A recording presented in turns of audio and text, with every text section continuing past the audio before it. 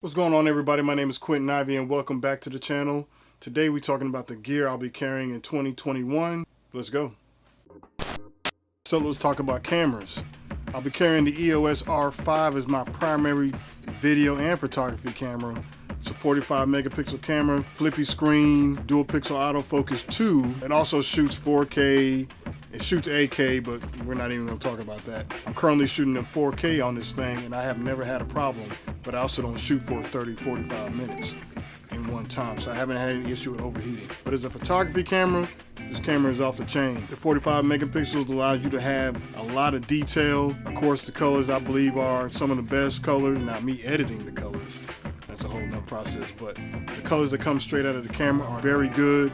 Touch screen, they added my little knob back on there that I was used to with the 5D Mark III, and it's just an outstanding camera. It's a mirrorless camera, so it's a smaller form factor than what I'm used to, yet it's still weather sealed, which is another thing I like. I don't like to be restricted too much by the camera, even though my main lens is not weather sealed, but feels sturdy in the hands, all that good stuff. I love this camera. It's probably the last camera I'll be purchasing for a long time.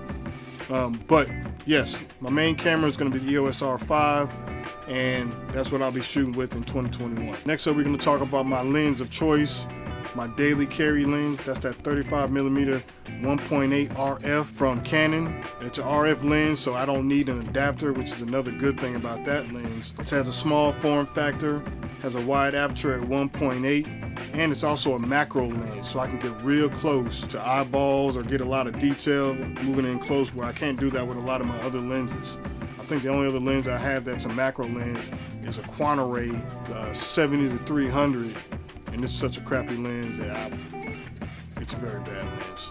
But anyway, that 35mm is what I carry on my camera all the time when I'm not shooting anything particular. If I want to just kind of do some street photography, I always take it with me. It stays in my bag. It's not real big, so people won't get intimidated by the camera. It's easy to carry, it's light, it's compact. You can hide it away if you need to. 35mm 1.8 stays on my camera. Next up, we have the 50mm 1.2 lens.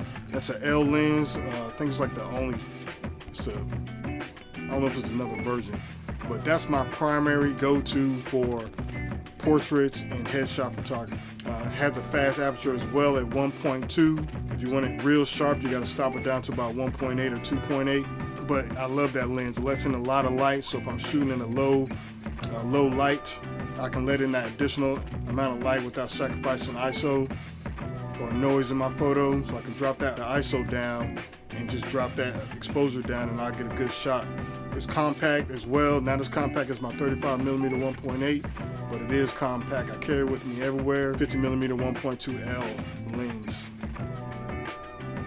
Next up, we have my Tamron 70-200 f2.8 G2 with VC. VC being vibration control. The vibration control allows me to get up to 5 stops of stabilization with the lens. You pair that with the R5, which also has 5 stops of in-body stabilization. You can get up to 8 to 10, roughly, depending on how you're shooting. 8 to 10 stops of stabilization with that combination. I use this lens primarily for sports and for portraits. You get a lot of compression when you're shooting portraits or headshots, but you can also reach out and touch stuff if you need to when you need that zoom capability. 70-200 f2.8 Tamron with G2 with vibration control. And finally, we get to the bag. The bag I've been using for about two and a half years now is the Low Pro 450 AW Pro Tactic. It's a larger bag. I use it to store all my camera gear when I'm traveling or when I'm going on a shoot. It has 3 areas that you can, actually 4 areas where you can access your camera. The back of the camera bag, which unzips. The 2 side pockets that unzip, allowing both right and left-sided access to your camera.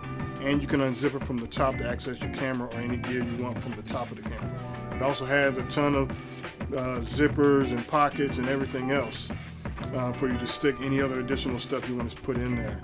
The biggest thing about this camera that I like is the Molly type system on the bag. I use that to attach my lights. I use it to attach a tripod holder and a water bottle carrier, all that good stuff. Plenty of zippers for your memory cards, and cords and cell phones, and it even has a spot for your laptop up to a 15-inch. So that's my primary bag that I use. I have a couple other low pro bags, but I think my next bag will likely be a sling type bag or a smaller bag that allows me to carry maybe one other lens plus my camera and any other little accessory, something that's a little less dramatic, less photographer-like. But when I need to carry a lot of stuff, I carry that bag. I also have on it a, a Polar Pro GoPro kind of holder that clamps on to the shoulder strap.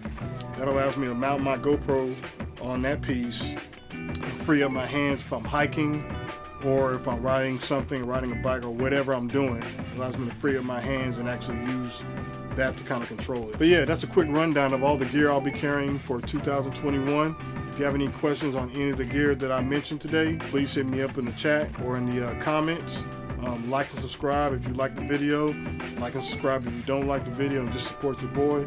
If you got any other suggestions on content for future episodes, please let me know. Thank you very much, and we'll see you later. Peace out.